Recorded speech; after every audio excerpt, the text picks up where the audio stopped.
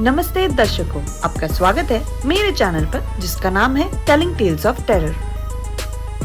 आज की हमारी मूवी है वी ऑल आर सिनर्स। ये मूवी अलग है। रॉटन टोमेटो पर इसकी रेटिंग 97% है। इस जैसी मूवी आपने पहले कभी नहीं देखी होगी। तो दोस्तों चलिए शुरू करते हैं। ये मूवी साल 1932 की है। उन सालों में बहुत ज्यादा रेसिज्म था। इस मूवी में भी रेसिज्म पर फोकस किया है। मूवी में हमें संगीत की जानकारी दी गई है कि कैसे लेजेंड्स के अनुसार कुछ ऐसे लोग थे जिन्हें संगीत का वरदान मिला था। इस वरदान के कारण वो पास्ट और फ्यूचर के स्पिरिट्स को वापस ला सकते हैं। इसके अलावा धन और प्रसिद्धि भी ला सकते हैं। वो मृत्यु और जीवन के बीच के संतुलन को बिगाड़ सकते हैं। उनका संगीत शैतान को भी आकर्षित करता है।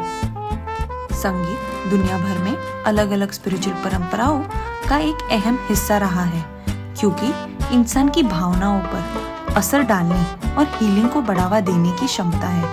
पूरे इतिहास में कुछ खास तरीके के संगीत को शैतान से प्रभावित या उससे जुड़ा हुआ माना जाता है।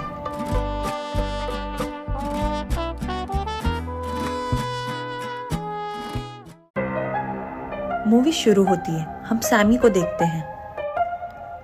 वो चर्च के दरवाजे पर घायल हालत में खड़ा है।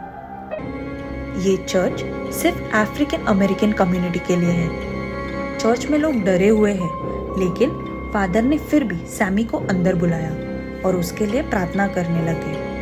फादर सैमी से कहते हैं कि वो संगीत को छोड़ दे ताकि वो शैतान से बच सके। चर्च के प्रीस्ट सैमी के पिता है। उनका मानना है कि संगीत शैतान से जुड़ा है, पर सैमी को संगीत का वरदान मिला है। सीन कट होता है और हमें एक दिन पहले का दृश्य दिखाते हैं। हम twin brothers stack and smoke को देखते हैं। वो दोनों वर्ल्ड वॉर 1 के वेटरन हैं। शिकागो में 7 साल बिताने के बाद वो अपने गांव मिसिसिपी लौट आए हैं। उन्होंने 7 सालों में बहुत सारी क्रिमिनल एक्टिविटी करके पैसे चुराए हैं। उनका इस्तेमाल करके वो जमींदार हॉगवर्ड से एक मिल खरीद लेते हैं। हम देख सकते हैं कि हॉगवर्ड बहुत रेसिस्ट है और उसी की तरह टाउन के बाकी लोग भी हैं। ट्विन ब्रदर्स को वहाँ की लोकल ब्लैक कम्युनिटी के लिए एक जुक जॉइंट शुरू करना था। जुक जॉइंट का मतलब है एक ऐसी जगह जहाँ म्यूजिक, डांस, जुआ और शराब मिलता है। ये जॉइंट सिर्फ वहाँ की लोकल ब्लैक कम्युनिटी के लिए है, जो अपनी कठिन दिन के बाद थोड़ा एंजॉय करने जा सकते हैं। सैमी अपने पिता की वार्निंग के बावजूद उनके साथ शामिल हो जाता है। ट्विन ब्रदर्स को पता है कि सैमी बहुत टैलेंटेड है, इसीलिए स्टैक एंड स्मोक सैमी को उनके जुक जॉइंट में as a singer and guitarist रखना चाहते हैं। अब उन्हें आगे की रिक्रूटमेंट करनी थी, इसके लिए वो 2 ग्रुप्स में बंट जाते हैं। स्मोक और सैमी डेल्टा स्लिम नाम के व्यक्ति को काम पर रखते हैं, जो पियानो या हारमोनिका बजा सकता है। पर्लिन नाम की लड़की को सिंगर की तौर पर हायर किया गया था और हम देख सकते हैं सैमी और पर्लिन एक दूसरे के प्रति आकर्षित है। वही दूसरी तरफ स्टैक अपनी गर्लफ्रेंड मैरी से मिलने जाता है, जो कि अब एक्स बन चुकी है। मैरी के माता पिता 2 अलग कम्युनिटी से हैं।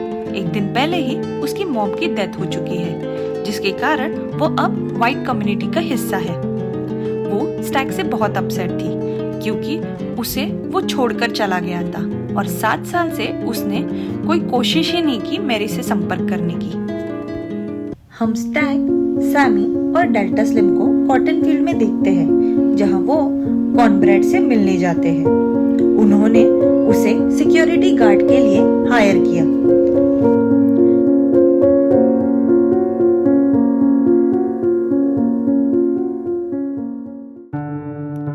इस हायरिंग के बाद वो अपनी पत्नी से भी मिलने जाता है। उसकी पत्नी का नाम एनी है और हम देख सकते हैं कि उन दोनों का रिश्ता खराब है। पहले उनकी लड़ाई एनी के काला जादू पर विश्वास करने की वजह से होती थी, लेकिन आज एनी काला जादू प्रैक्टिस करती है और उनकी लड़ाई आज भी इस वजह से हो रही है। स्मोक एनी को बताता है कि वो पूरी दुनिया घुमाया है, पर उसे आज तक पूरी दुनिया में कोई भूत नहीं मिला। तो एनी कहती है वो ट्विंस को सेफ रखने के लिए कुछ ब्लैक रिचुअल्स परफॉर्म कर रही थी। स्मोक को बहुत गुस्सा आता है और वो गुस्से में एनी को कहता है, तो तुम्हारे ब्लैक रिचुअल्स हमारी बेटी को क्यों नहीं बचा पाए? नेक्स्ट सीन में हम रेमिक को देखते हैं। वो बुरी तरीके से घायल था और किसी से बचकर भाग रहा था। भागते वक्त वो बर्थ और जोआन के घर के बाहर आता है। बर्थ और जोआन उसकी मदद करने के लिए उसे अपने घर के अंदर ले जाते हैं। कुछ समय बाद हम देखते हैं कि कुछ लोग रेमिक को ढूंढ रहे हैं और वो उसे ढूंढते वक्त बर्थ और जोआन के घर के आगे आते हैं। जोआन रेमिक को बचाने के लिए उन लोगों से झूठ कहती है कि कोई भी व्यक्ति उनके घर नहीं आया। तब वो लोग वहां से चले जाते हैं।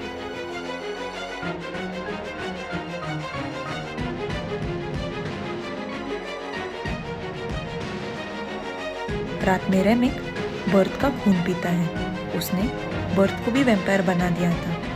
हाँ दोस्तों, रेमिक एक आयरिश इमिग्रेंट वैम्पायर है और वो लोग जो उसे ढूंढ रहे थे वो चर्च से थे। जोआन उन दोनों को देखकर चीखती है और यहीं पे सीन कट होता है। बट मुझे ऐसा लगता है अब उन दोनों ने जॉन पे हमला करके उसको भी वैम्पायर बना दिया रहेगा। स्मोक और स्टैक की हायरिंग पूरी हो गई थी। हम ट्विन ब्रदर्स को उनकी जूक जॉइंट की ओपनिंग नाइट पर देखते हैं। स्मोक चाहता है सबसे एंट्री फीस लेना, फ्री या फिर कम भी नहीं चलेगी। उसकी वाइफ एनी और उसका भाई स्टैक कहता है कम्युनिटी यहाँ एंजॉय करने आते हैं, उनके पास थोड़े कम पैसे हैं तो भी हम उन्हें एंट्री दे देंगे। Sammy and Delta Slim perform कर रहे थे। ग्रेस एंड बो जुआ और शराब हैंडल कर रहे थे। कॉर्नब्रेड सिक्योरिटी पर था। इसके अलावा पर्लिन और मैरी भी आए थे। उनके अलावा कस्टमर्स भी थे जो नाच रहे थे, जुआ और शराब में मग्न थे। हर कोई एंजॉय कर रहा था। इनकी पार्टी हाउसफुल हो गई थी। हमें ये तो पता है कि सैमी को संगीत का वरदान मिला है। जब वो गा रहा था तो रेमिक, बर्थ और जोआन उसकी ओर आकर्षित हुए। रेमिक कहता है वो पैसा खर्च करना चाहता है, एंजॉय करना चाहता है अपने दोस्तों के साथ, तो उन्हें उसे एंट्री देनी चाहिए। पर स्मोक और स्टैक उसे रिजेक्ट करते हैं क्योंकि वो उनकी कम्युनिटी से नहीं था। वो तीनों वहां बैठे बैठे गाना गाते हैं, थोड़ा इंतजार करते हैं ताकि रात हो जाए और लोग निकले अपने घर जाने के लिए। पार्टी में स्टैक और मैरी की लड़ाई होती है और लड़ाई की वजह से मैरी बाहर चली जाती है। रेमिक वहां मैरी को देखता है और उस पर हमला कर देता है। अब मैरी भी वैम्पायर बन चुकी है। वो कॉन्ट्रैक्ट से परमिशन लेकर अंदर जाती है और स्टैक के साथ डांस करती है। वो स्टैक को अंदर लेके जाकर उस पे हमला करती है और स्टैक को भी वैम्पायर बना देती है। तभी स्मोक अंदर जाता है। वो मैरी को देखकर उस पर हमला करता है। स्मोक उस पर फायर करता है। मैरी पर बुलेट्स का कोई असर नहीं होता और मैरी वहां से भाग जाती है। एनी कहती है ये वैम्पायरिज्म है, इसीलिए गोलियों का मैरी पर कोई असर नहीं हुआ। स्मोक उलझन में है।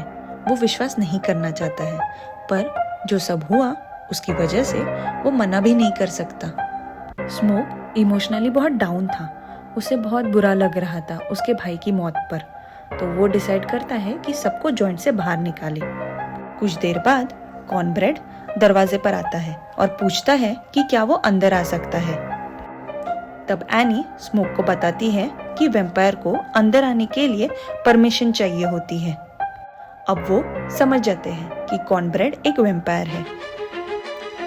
कॉर्नब्रेड स्मोक से पूरे दिन का पैसा मांगता है। जब स्मोक उसे पैसा देने के लिए अपना हाथ आगे बढ़ाता है तो कॉर्नब्रेड काटने के लिए उसका हाथ पकड़ लेता है। तुरंत स्मोक कॉर्नब्रेड को शूट करता है, पर कॉर्नब्रेड मरता नहीं है। स्टैक मर गया था, पर वो अब एक वैम्पायर बन गया है। इससे पहले कि वो किसी पर हमला करे, एनी उस पर पिकल जूस फेंकती है। तब वो जल के भाग जाता है। एनी अब बचे हुए सर्वाइवर्स को इन्फॉर्म करती है कि सिल्वर या वुडन स्टेक से ही वैम्पायर को मारा जा सकता है या फिर गार्लिक से उन्हें जलाकर भगा सकते हैं। इसके अलावा बिना परमिशन के वैम्पायर अंदर नहीं आ सकते। सभी लोग जिन्हें बाहर भेजा गया था वो सभी वैम्पायर बन गए हैं। इस समय वो सभी रेमिक के साथ नाच और गा रहे हैं। तो अब केवल Pearline, Annie, Smoke, Sammy, Delta Slim और ग्रेस ही बचे हैं।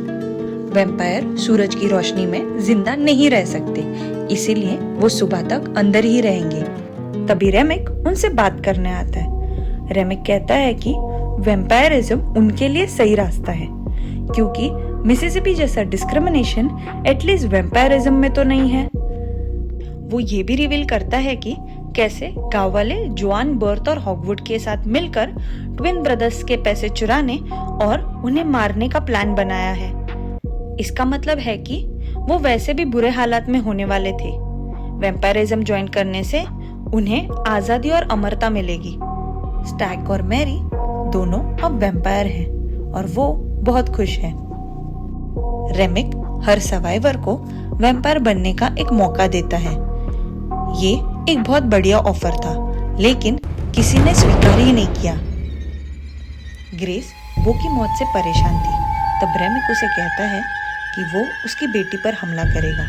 ये सुनकर ग्रेस बहुत गुस्सा होती है और वो रेमिक को चुनौती देती है। चुनौती एक वेलकम की तरह। इसी कारण अब सारे वैम्पायर्स अंदर जा सकते थे। वैम्पायर्स अंदर जाते हैं और बचे हुए लोगों के साथ लड़ने लगते हैं। लड़ाई के दौरान सैमी और पर्लिन को बचाते हुए डेल्टा स्लिम मारा जाता है। ग्रेस और एनी उन्हें भी बेरहमी से मार दिया जाता है। स्टैक एनी को काट लेता है और वो भी अब वैम्पायर बन जाती है। वो लकड़ी का एक टुकड़ा लेता है और एनी के दिल में डाल देता है। एनी के मारे जाने पर मैरी को बहुत बुरा लगता है और वो वहां से चली जाती है।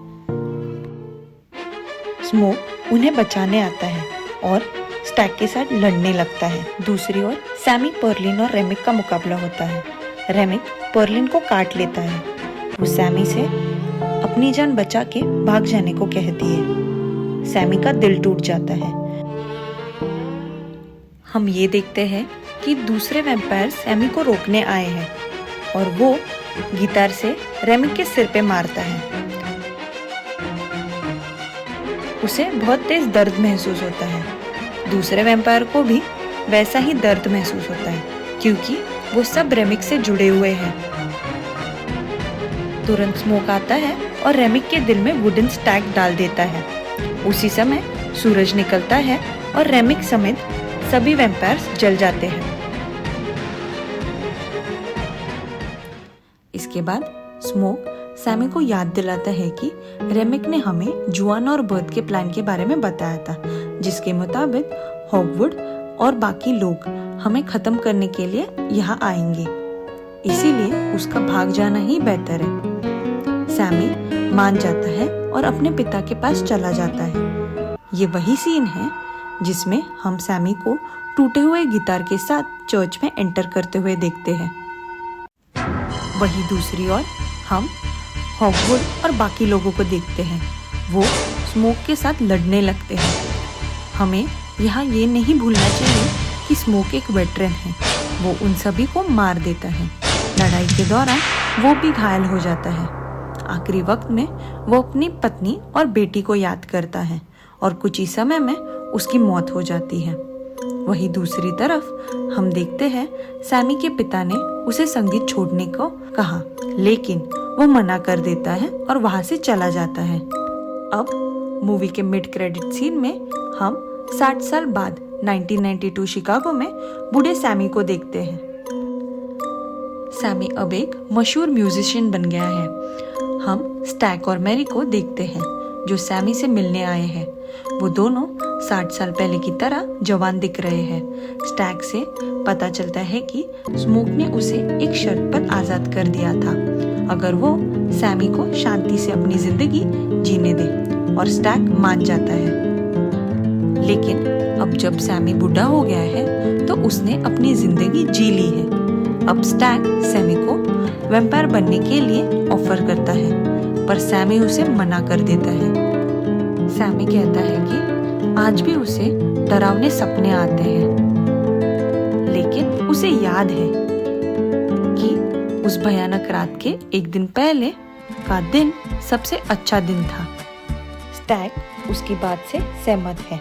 उसके लिए भी वो दिन सबसे अच्छा था, क्योंकि वो लास्ट दिन था जब वो अपने भाई के साथ था और उसने सूरज की रोशनी को महसूस किया था। तब आजादी थी। तो दोस्तों, ये स्टोरी थी वी ऑल आर सिनर्स की। आपको कैसा लगा ये ब्रेकडाउन कमेंट्स में बताओ। अगर आपको वीडियो पसंद आया हो तो लाइक, शेयर और सब्सक्राइब जरूर करना। मिलते हैं अगली वीडियो में।